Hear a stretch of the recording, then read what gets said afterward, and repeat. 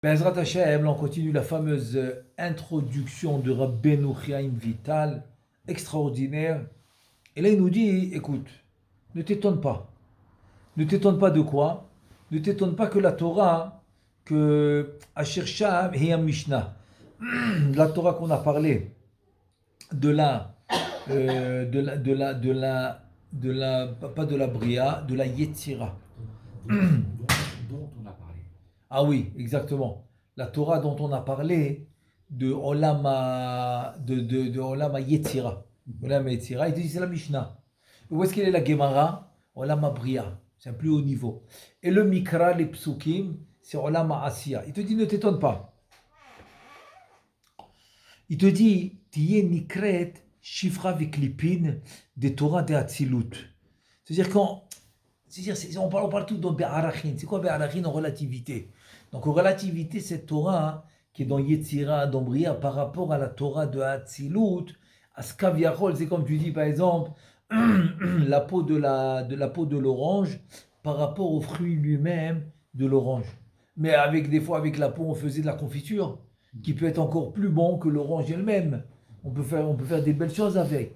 Mais ça ne s'enlève pas que c'est la peau. C'est la peau de... avec les...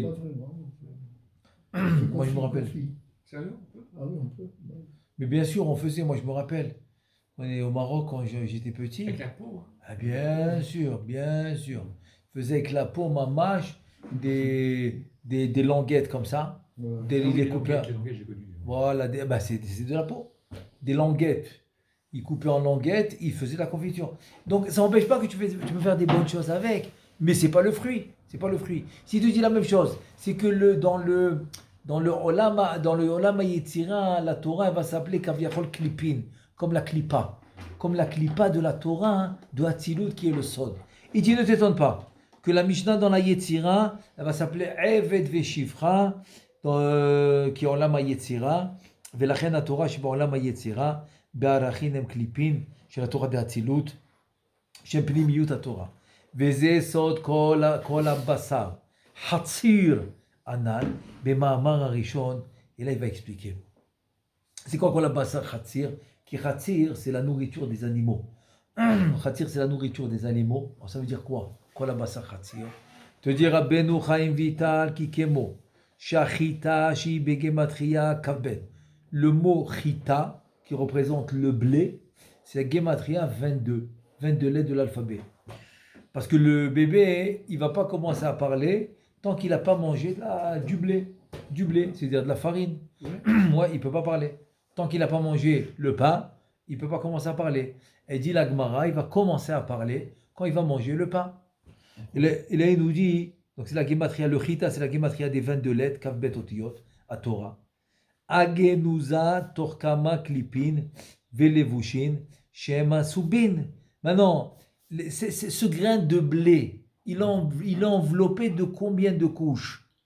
2 ou 3 couches. C'est ce qu'ils appellent aujourd'hui le pain complet. Ah oui. Le pain complet. Aujourd'hui, bon, le pain blanc, c'est que le blé. Et le pain complet, ils n'enlèvent pas toutes les couches. Ils laissent certaines couches et ça devient du pain complet. Alors qu'avant, ça s'appelait le lechem kibar. C'est le lechem qui n'est pas du tout nettoyé. C'est-à-dire il pouvait y laisser toutes les couches, il faisait de la farine. Alors qu'aujourd'hui, c'est du pain qui est complet. C'est-à-dire c'est du pain qui est plus meilleur pour la santé. Mais pourquoi? Et bien justement, parce que pas la clipa. eux, par exemple, c'était le contraire. Pour Shabbat, c'était une honte. C'était une honte de manger du pain complet pour Shabbat. C'est une honte. Parce que ça s'appelle pat kibar. Kibar, c'est du pain qui est, soi-disant, qui n'est pas nettoyé. Paraffiné. Les paraffinés, les pas nettoyés, les bruts. Les bruts. C'est pas Kavod Shabbat. C'est pas Kavod Shabbat. Pour Kavod Shabbat, ils amenaient on appelle le pat naki. Naki. Lechem naki. Donc ça, c'était le pain blanc. Le pain blanc parce qu'ils nettoyaient. Ils nettoyaient le grain, ils enlevaient toutes les couches et ça devient du pain blanc. Donc ici, il te fait le même machal. Il te dit le grain, c'est lui le plus important dans le blé, dans les gerbes. Dans les gerbes de blé. C'est quoi le plus important dans les gerbes? C'est le grain. C'est le grain, c'est le blé. Mais oui, mais il est enveloppé. Donc il te dit voilà, c'est la même chose. C'est que le grain, c'est le plus important, c'est la Torah du Sod. C'est la Neshama de la Torah normale. Elle aussi, elle est très importante. C'est le Shas, les Mishnayot, Shulchan Aruch, bien sûr. Mais il y a la Neshama. La Neshama de cette Torah, elle va s'appeler le Sod. Donc il te dit, c'est ça le Mashal. Shehi Aklipa, Adaka Shidvuka Lachita. Il te dit, va Mursan. C'est-à-dire que maintenant, il va te donner toutes les couches. C'est quoi la première couche qui est collée au blé lui-même, au grain du blé? La première, elle va s'appeler Soubin. Tu vas voir dans les... C'est pour ça que tu vas commencer à comprendre. Quand tu vas peindre du pain, il l'appelle Soubin. L'autre, il va l'appeler un autre nom. C'est à cause des pots. Quel pot il a laissé? Quel pot il a laissé avec le grain? Ça va lui donner le nom du pain. Donc, Soubin, c'est la première couche qui va envelopper le grain de blé. Moursan, c'est la deuxième couche. Deuxième couche qui va envelopper le blé. Teven ve'akansh, il te dit c'est la gerbe. C'est la gerbe, le teven, la paille, le cache, la paille et le teven. Il te dit ça va être la gerbe elle-même. Le kivosh et mechaber est à shibolet, la adama. C'est le givol, c'est la gerbe qui va connecter avec la terre, qui va être elle-même dans la terre. Il te dit Mashekarov la Adama Nikra, c'est-à-dire le côté de la gerbe proche de la terre, elle va s'appeler la paille. Uma Sheyoter Lema la Nikra Teven. C'est ça. Et ce qui est plus loin de la terre, dans la gerbe de blé, ça va s'appeler Teven. Comment en français on peut faire la différence entre cache et Teven? Cache c'est la paille, Teven c'est aussi un synonyme de paille. Ouais. Voilà, c'est un synonyme. Mais en hébreu, il y a une différence. Mais c'est ce qu'on donne aux animaux. Exactement, c'est la nourriture des animaux. Exactement. Il te dit, vers Esev. Alors, c'est quoi ce Esev? Nikra Hatzir. C'est quoi? C'est une Esev. C'est comme si c'est une verdure. C'est comme un. C'est une verdure. C'est comme tu dis de la salade, tu vois. C'est Esev. Pourquoi je appelle ça Izbe Besamim? Quand tu fais la bracha de la menthe, par exemple, de la menthe, tu vas dire Isbe, ça s'appelle Esev. Comme des feuilles de menthe, ça s'appelle Esev. Alors c'est quoi ce Esev, cette feuille? Cette feuille qui s'appelle Anikra Hatzir. Il te dit Hatzir hu ka'ashir zor'im et achita. Alors il te dit, écoute bien, c'est quoi le Hatzir? Lorsqu'on va planter un grain de blé, la première chose qui va sortir, c'est deux feuilles. Bet alim. Deux feuilles vont sortir. Avant la gerbe, avant tout. Comme ça. Paf. Comme tu dis le bourgeon dans l'arbre. Va sortir le bourgeon. C'est la première chose qui sort avant le fruit. Ici, dans le blé, dans la gerbe de blé, avant tout, avant la gerbe, va sortir deux feuilles. Il te dit après, entre les deux feuilles, va pousser la gerbe de blé. La gerbe, elle va pousser entre les deux feuilles, qui est sortie au début. Au début, les deux feuilles, la gerbe au milieu va pousser. Il te dit, benehem ole a givol, shu kash veteven. Alors c'est quoi ce givol, cette gerbe? Ben, le cache et le teven. Parce que la gerbe, elle est composée de cache, c'est la paille, et teven. Teven ou mispo, imanu, comme elle a dit Rivka, à Eliezer, teven ou mispo, etc. C'est pour les animaux. Il te dit, donc la gerbe, elle est composée de teven et de cache. Il te dit, Shnea Ali Malalu. À quel moment elle s'arrête? Ah, quand Eliezer, il lui a dit, est-ce qu'on peut dormir? Et je comme la nous la line. Est-ce qu'on peut dormir chez vous ce soir? Quand Eliezer, il est venu chez Lavan. Chez Bethuel. Ben, chez Bethuel aussi, c'est la maison de Bethuel. Lavan, c'est le fils de Bethuel. Et donc, il te dit, c'est quoi ce Hatzir? Il te dit, la gerbe de blé, il est composé de cache et de teven. Mais ces deux feuilles-là, ces deux feuilles qui sont sorties au début, et que la gerbe est au milieu des deux feuilles, s'appelle Hatzir. Mais Rivka, elle a dit, tu peux dormir parce qu'il y a de la paille. Je me rappelle plus. Bien sûr. Pour les chameaux. Gam teven Pour les pour les chameaux, chameaux. gam teven ou mispo imanu. Donc, le Hatzir, c'est ces deux feuilles-là. C'est ça qu'il nous dit. Il nous dit, Shene à alim alalou, ces deux feuilles-là, Nikraim Hatzir. Ils vont s'appeler Hatzir. Ve'od, Kodem Shegadala Giv'ol. avant que la gerbe de blé a grandi, chotrim et achatzir hazeh, veu gam nikra shahat. Avant que la gerbe de blé grandit, tu dois couper ces deux feuilles. Il a un autre nom, il s'appelle shahat ve'asgadel agiv'ol levad. C'est-à-dire qu'en fait, ce hatzir qui va s'appeler shahat, pourquoi shahat? Parce que tu dois le couper. Tu dois le couper avant que la gerbe de blé continue à pousser. Avant qu'elle pousse la gerbe de blé, tu dois couper ces deux feuilles. Ken Mishnah etzel sodot Torah nikra hatzir. La Mishnah, comparativement au sodot de la Torah, va s'appeler hatzir, comme ces deux feuilles. Shehem, Psolet Anal, Subin, Mursan. Et donc le khatir qui va être les psolettes, qui va être en fait ce que tu vas jeter, et quand tu vas récupérer le blé pour le moudre, c'est ce que tu vas jeter.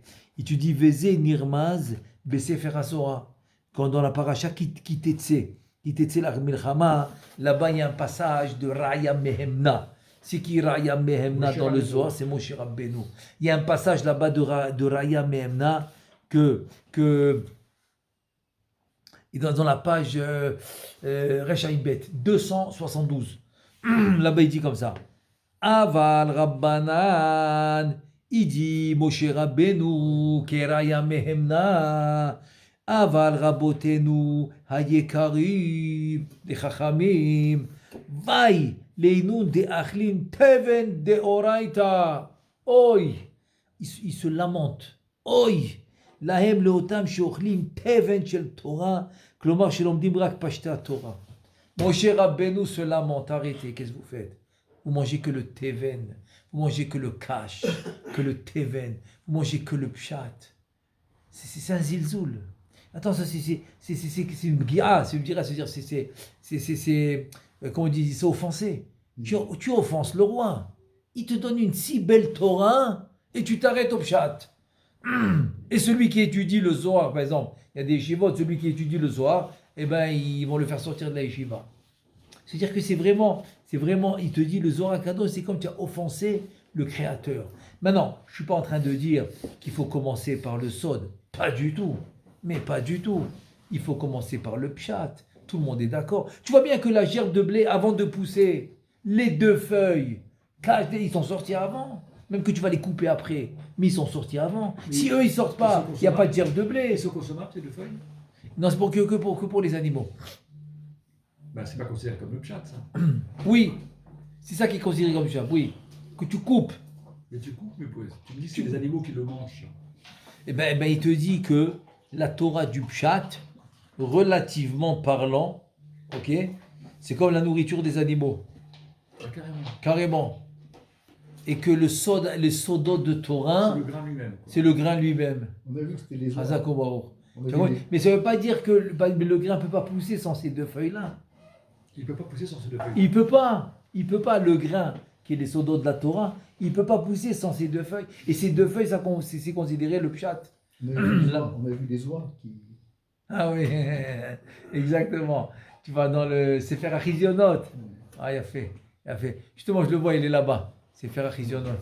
Chazak ou Baruch. Et au-dessus de moi. Ouais. Je sais. Hein? Je sais. Ah, Chazak. Et donc voilà. Donc tu vois, il te dit, mais tu peux pas, la gerbe ne va jamais pousser sans les deux feuilles. Donc tu n'auras jamais les sodot de la Torah sans le pshat. On est d'accord. Mais la lamentation de Raya Mehemna de Moshe Rabbeinu, pourquoi tu t'arrêtes? Pourquoi tu penses que la Torah est finie? C'est tout ce qu'il te dit. Et tu dis le pshat, jour et nuit, Yomam Valaila. Tu vas bien connaître le pshat, bien sûr, mais t'arrêtes pas. Le problème, c'est quand tu penses que tu as fini. Mais Voilà. les gens n'ont pas la compétence de comprendre autre chose. Regarde, maintenant je rentre pas dans le problème. Quand je parle avec des gens, ils disent excuse-moi, moi je sais pas pour moi ça.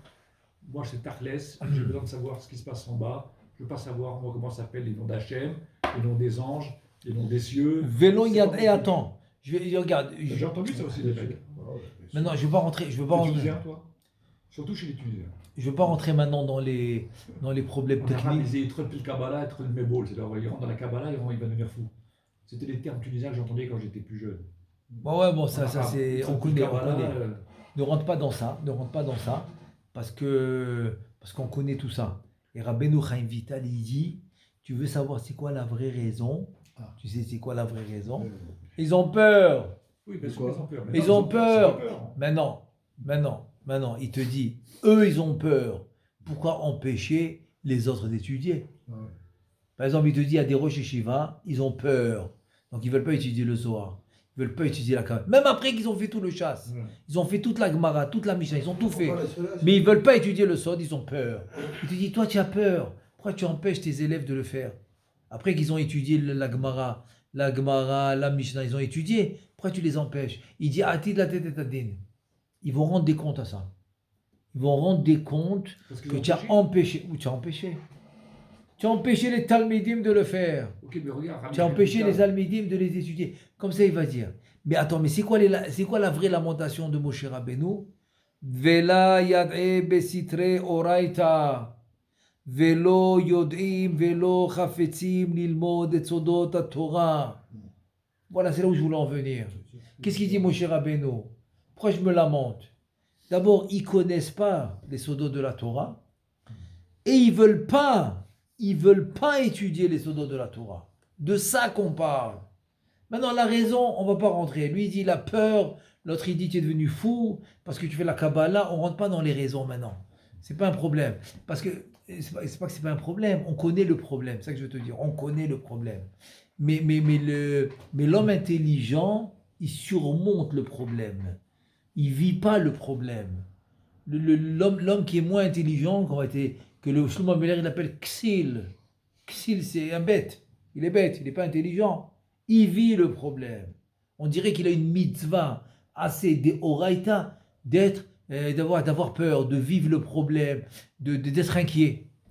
D'être inquiet. Il y en a, ils pensent que c'est une mitzvah assez d'oraita d'être inquiet. Ce qu'on appelle da'aga. Alors que dans le Chovot Alvavot, qui est un Rishon, Rabbeinu Bachaye, il dit être inquiet, c'est un manque de bitachon. Tu n'as pas de bitachon Hachem. Tu n'as pas de bitachon. Parce qu'il te dit bitachon Hachem, c'est que tu comptes que sur lui.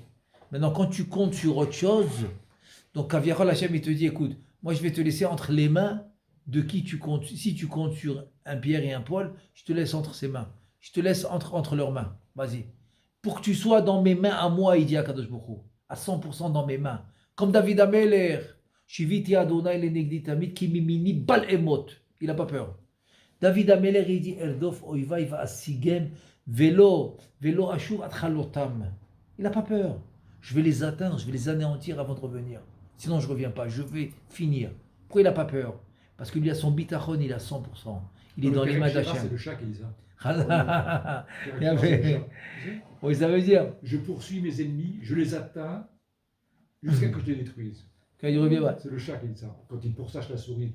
Et donc, je sais pas pourquoi le chat, il veut pourchasser les souris. C'est le tikkun de la souris d'être pourchassé par un chat. C'est terrible, hein? Si tu demandes au chat pourquoi tu le fais, il ne sait pas pourquoi non plus. Il aime la souris. Ok. Donc maintenant qu'est-ce que je veux dire par là? C'est que si tu veux maintenant avoir le bitachon en Hachem, tu dois compter sur personne. Tu dois compter sur personne. Si tu mets ton bitachon sur quelqu'un, eh ben tu as perdu, on va dire en deux mots, tu as perdu la proximité totale d'Akadosh Baruch Hu. Si tu veux la proximité totale d'Akadosh Baruch Hu, tu dois compter que sur lui. Que sur lui, que sur lui. Personne d'autre. En tout cas, maintenant je reviens à notre sujet. Notre sujet c'est quoi? Moshe Rabbeinu, il te dit, pourquoi tu ne connais pas les soldats de la Torah? Pourquoi tu ne les connais pas? C'est-à-dire qu'en deux mots, c'est que tu vas te faire questionner en haut. On va te questionner. Pourquoi tu ne connais pas les soldats de la Torah? Il dit, mais pourquoi je devais... Il dit, mais pourquoi je devais l'étudier? Tu dis, mais je t'ai envoyé Raya Memna. Moshe Rabbeinu. Tu connais, est-ce que tu connais Moshe Rabbeinu ou pas? Tu le connais? Il s'appelle Raya Memna dans le Zohar. Je l'ai envoyé. Il t'a dit, tu comparais comme Chas Veshalom, de manger la nourriture des animaux. Incroyable, je ne connaissais pas ça. La nourriture des animaux. Encore une fois, je ne suis pas en train de dire qu'il ne faut pas étudier le pshat. Pas du tout, c'est pas ce que je dis. Il faut étudier le pshat, mais à 100%. Mais ne reste pas là-bas. Il faut avancer. Il te dit, il faut connaître. Voilà, maintenant je veux rester dans les mots. Je vais finir avec les mots de Moshe Rabbeinu. Après, il a sauté les plans. Il a vu le connaître.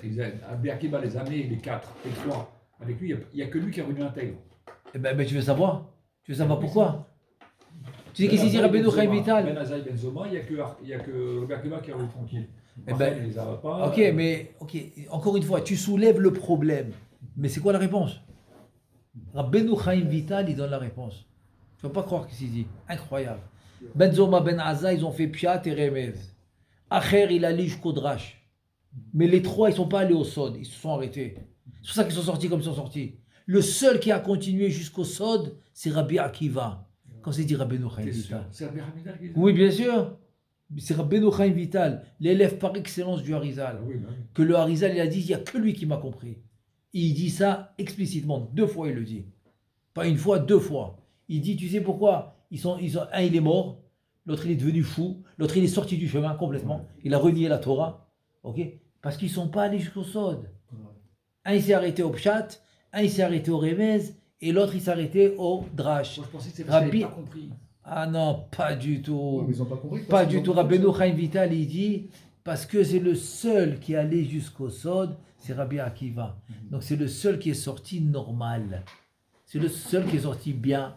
Parce qu'il a tout compris. Ça, c'est un ridouche alors. Et tu sais pourquoi? Parce que le Ramban, il dit que tant que j'ai pas étudié le Sod, la Kabbalah, j'ai beaucoup de questions. Beaucoup de questions, j'ai pas de réponse. Pas de réponse. C'est quand il a eu les réponses, le Ramban, c'est quand il a étudié le Sod. Donc, en 2 mots, il est en train de te dire, tu n'as pas le choix. Tu n'as pas le choix. Ok, tu dois, alors, fais le pshat, alors commence parce que tu n'as pas le choix. Tu dois arriver au Sod et tu dois connaître le Sod.